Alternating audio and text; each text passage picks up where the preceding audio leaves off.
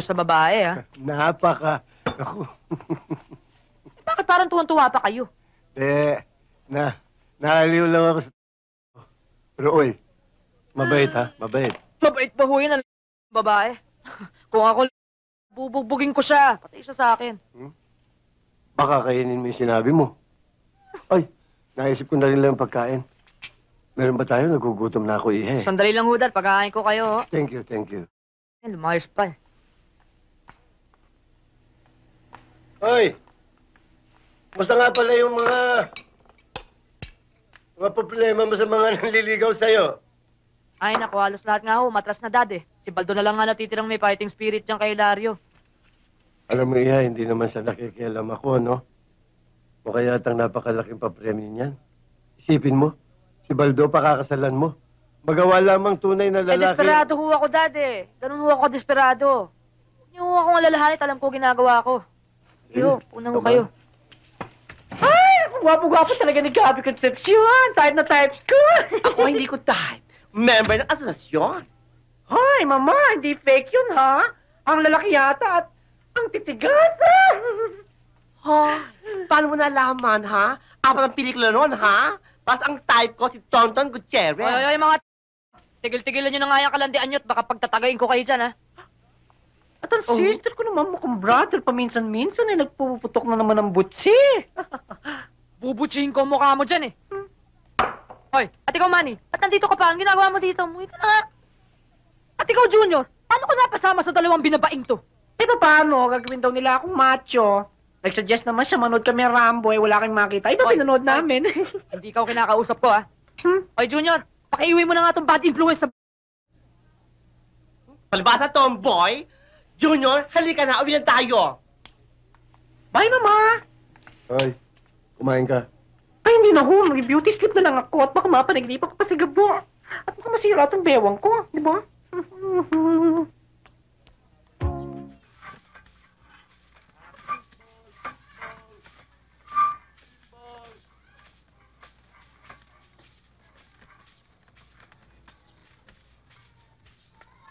Lolo, sandali lang ho.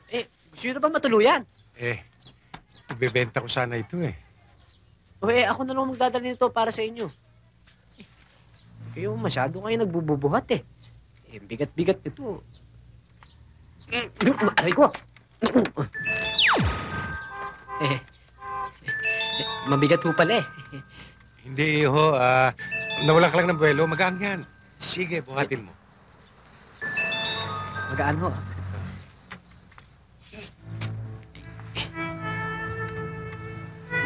Kita mo? Oo nga, no. Tara na ho, Lolo. Ayo. Buti na lang, nandito si boss. Tama-tama. Ano to? Barbell yan, boss. Ang tawag ko dyan, barbell. Alam ko ito, Balbel. Pero ano gawa yan dito? Nagbabakasakali po ako, baka sakaling maipagbili ko po dito. Oo nga, ako, Billy Bakal. Hini kalawang. Alis yan, kalawang dito.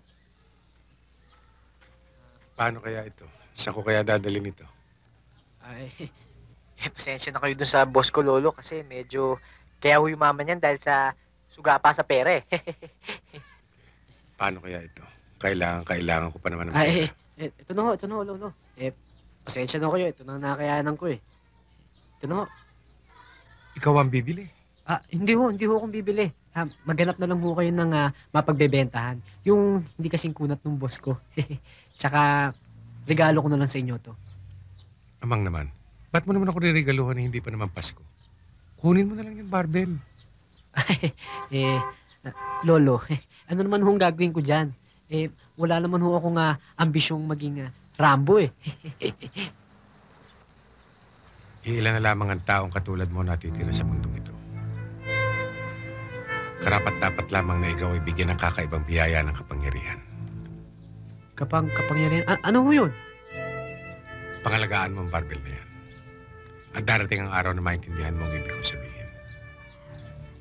Walang may karapatang mag-may-ari ng barbell na yan. Maliban sa'yo. Lolo, ano naman hong gagawin ko sa barbell na to? Masikip na ho yung kwarto ko. Tsaka... Lolo?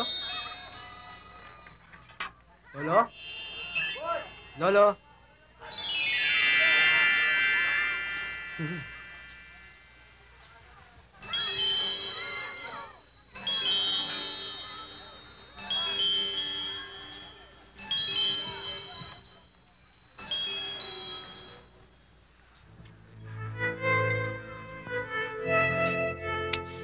Tumango na po tayo sa question and answer portion ng ating contest. Dito po, nalaman natin kung sino sa ating mga contestants ang may hindi lang ganda, kundi may pagmamalaki pa ang talino. Umpisahan na natin. Contestant number 1, ang Bea Alonso ng Barangay Timbol, si Stephanie Casmon. Thank you so much for that wonderful question. Uy, ay, wala pa akong tanong. Here's your question. The biggest crisis that we are facing right now in our country today is the lack of education. Now, there is a new education system that is being implemented, which is the K-12 system. What is your stand on this and why? I don't like to stand. I like only to sit. I don't like also K2. I don't like K12. I like only K9 dog style. Thank you so much! Bumalik ka na nga sa pwesto mo. Thank you. Okay, tawagan naman po natin ang contestant number 2. Siya po ang Kim Chu ng Barangay Timbol sa Beverly Hills. Ay, Beverly Hills! Bakit naman lugar ang napili mo maging pangalan? No, Beverly Hills is not a lugar. Beverly Hills is the younger sister of Sherry Hills and Ricky Hills. Hello. Oh, okay, sorry. So, here's your question. Pagdating sa kagandahan, para sa'yo, ano ang pinakamagandang bahagi ng iyong katawan at bakit? Oh my God, what an easy question. Para po sa akin, ang pinakamagandang bahagi ng aking katawan ay ang aking mukha. Oh, yes. Dahil naniniwala ko sa kasabihang, aanhin mo ang magandang body kung mukha mo lang naman ang nakikita sa ID. Maraming salamat po. Thank you, Beverly. Okay, contestant number 3. Siya po ang Angel of Sin ng Barangay Timbol.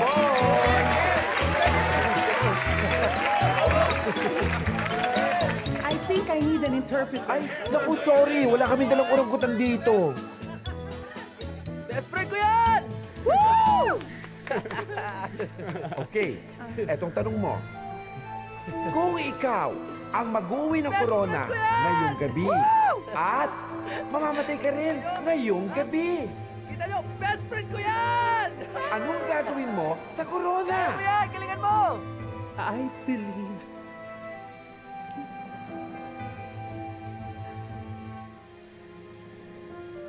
I believe.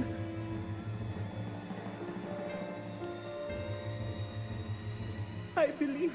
Ay, very good!